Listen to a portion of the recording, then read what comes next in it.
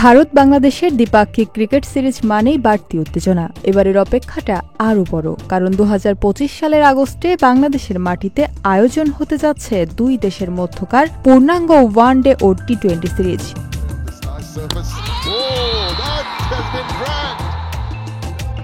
Bangladesh cricket board আজ আনুষ্ঠানিকভাবে ঘোষণা করেছে এই বহুল প্রতীক্ষিত সফরের সূচি।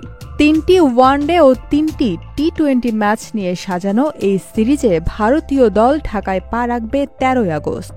এরপর 17 আগস্ট শেরে বাংলা জাতীয় ক্রিকেট স্টেডিয়ামে প্রথম ওয়ানডে দিয়ে মাঠে গড়াবে মাঠের লড়াই।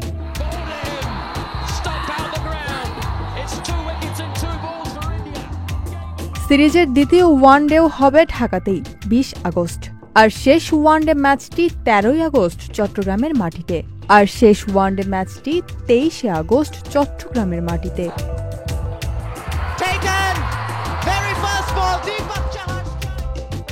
টি-20 সিরিজ শুরু হবে 26 আগস্ট চট্টগ্রামের বীর শ্রেষ্ঠ শহীদ ফ্লাইট লেফটেন্যান্ট মতিউর রহমান স্টেডিয়ামে।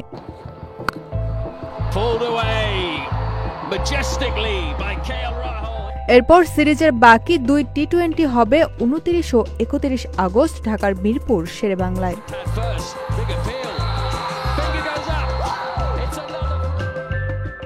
বিসিবির প্রধান নির্বাহী নিজাম উদ্দিন চৌধুরী বলেন, বাংলাদেশ ভারত সিরিজ মানেই দারুণ প্রতিদ্বন্দ্বিতা।